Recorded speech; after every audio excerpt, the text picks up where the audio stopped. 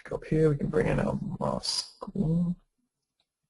There we go. So you can see right now, it's starting to affect all those metallic regions and give it some environment reflection and actually shift it to actually start to look a lot like metal than it was without it.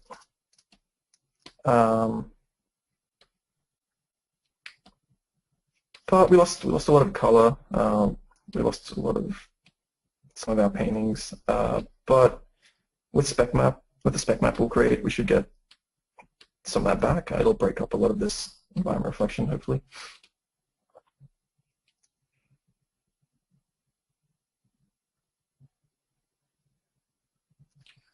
And illumination,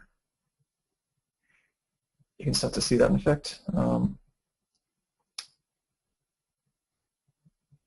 So we can actually control it in the shader to push it to a region that we're happy with, or kill it altogether.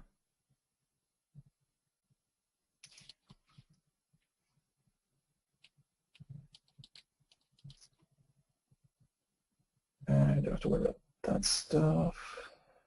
Okay.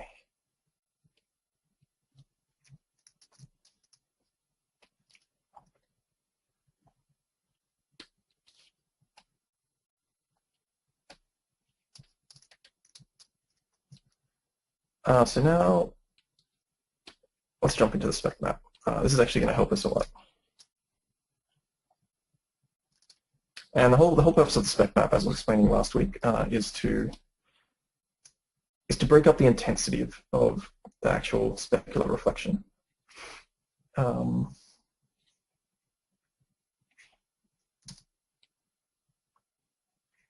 the spec map is actually going to control this sort of black to white value of the highlight.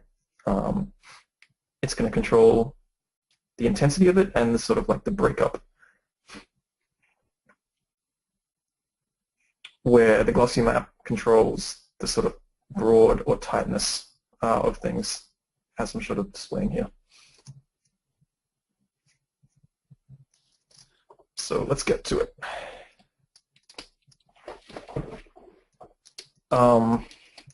Some people I've seen sort of like get a head start on the spec map by sort of copying the diffuse and sort of checking a grayscale on it and sort of going from there. You can sort of do that, and I don't think it's such a bad thing, but I think if you are going to be doing that, you need to be aware that there's going to be like shading information on here, and a lot of the values are going to be coming from the texture map, the diffuse texture, and they may not be the correct values you need for your actual specular intensity. So just be aware of that. Personally, I'll probably do that, but then almost use it as a guide or a light overlay. And what we'll be doing now is we need to create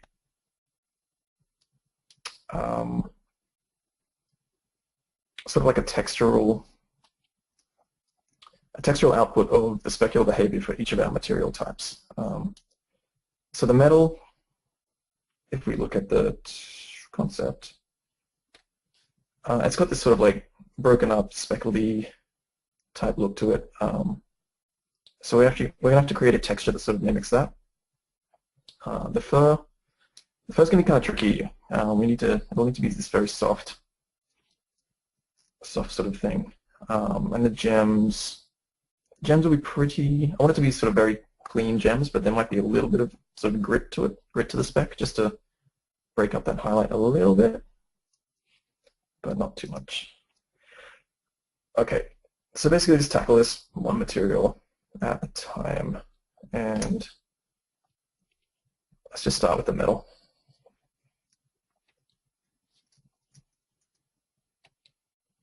So I've created a group.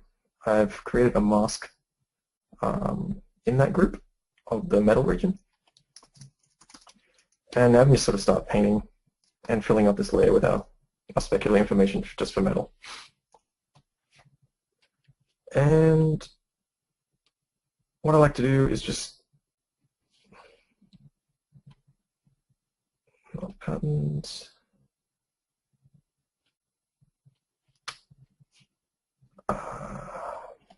Awesome. Okay, all my patterns that I used to have been removed. All right, let's do it the hard way.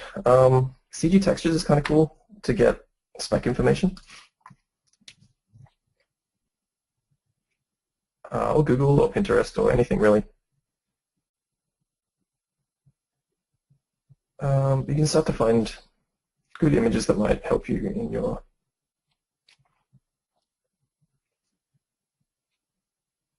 process. Maybe something like this.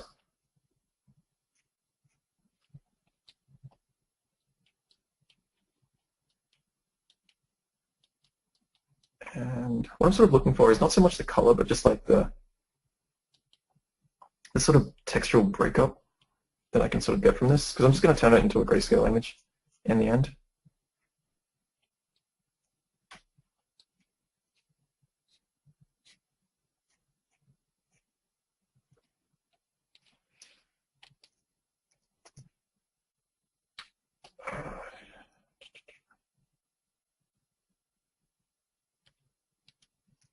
And while I'm doing that, I'll try and get back my presets.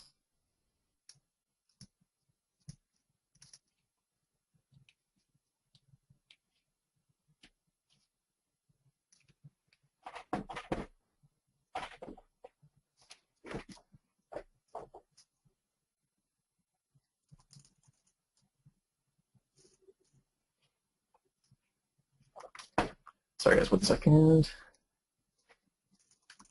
Now's a good time for questions. Not that we've really dived into much just yet.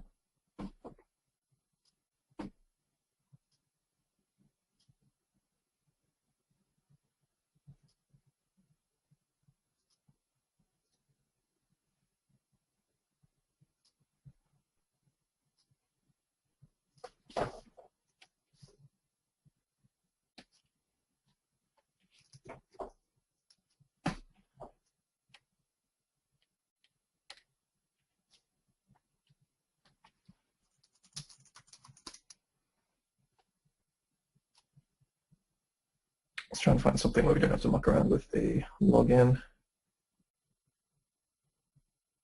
Maybe something like this.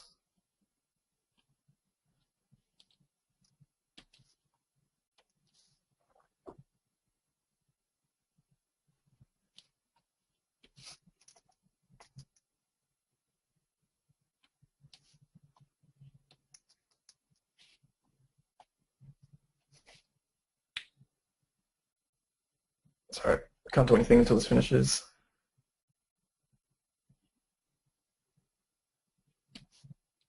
Basically, what I'll be doing is pasting in this sort of grayscale texture, and that's actually going to help us break up the spec.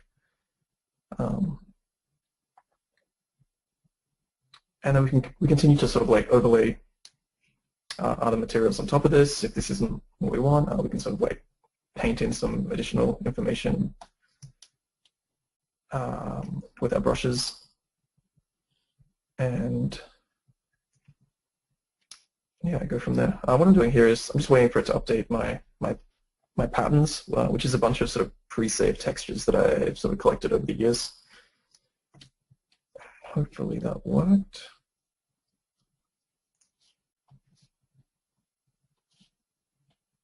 Yeah, here we go. Cool. So I just grab something like a metal and fill it straight away.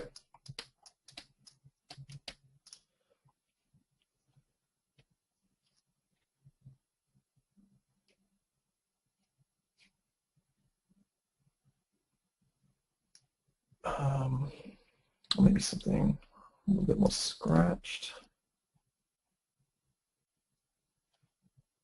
You can start to sort of like overlay things and photos on top of each other to sort of